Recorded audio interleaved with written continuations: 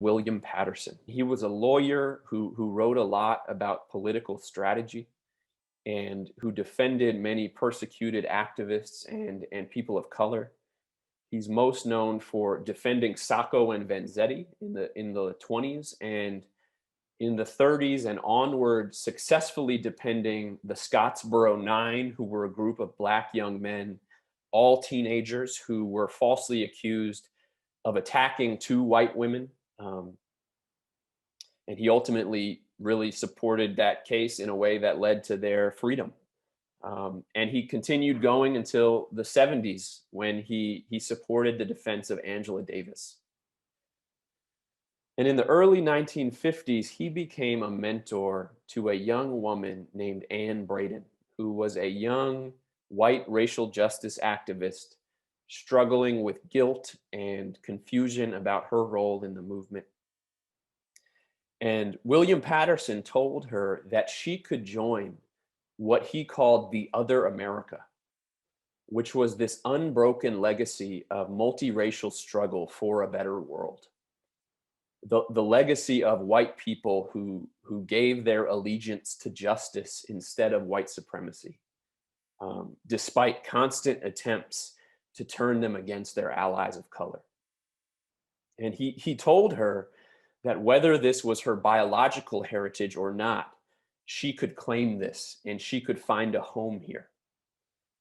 And that is what Anne did. And for the next 50 years, she went on as an advocate for racial and gender and economic justice, and spoke time and time again about how this concept of the other America kept her grounded and was an essential part of her identity, and how it was really her spiritual home.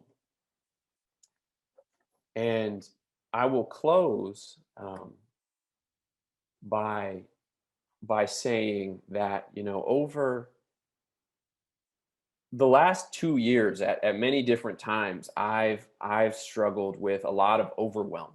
And that has had to do with the pandemic. That's had to do with witnessing so much police violence towards black people and activists in general.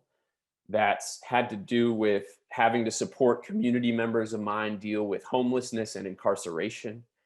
That's had to do with waking up to total darkness one morning because there was so much smoke in the sky out here in California. Having close friends need to be evacuated from their homes amidst fires that happen every single fall. That's had to do with the 2020 election, and just with all sorts of other personal things. And what has helped me ground myself the most amidst all of this has been diving into this history and realizing that these people kept going in the face of incredible difficulty, in the face of the bondage of indenture and enslavement, in the face of vigilante mobs that could attack without warning. These people organized amidst Jim Crow and amidst the Great Depression and amidst FBI surveillance and McCarthyism. And they kept going, during all of that, and accomplished a whole lot. And that has really helped me believe that we can do the same, and that we can do that too.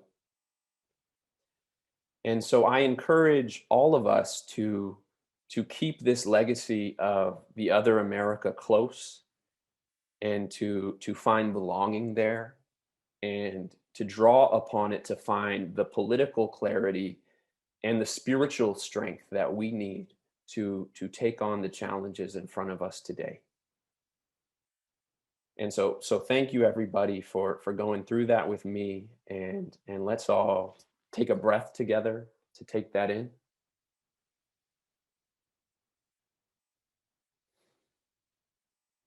And we are now going to go into a breakout group.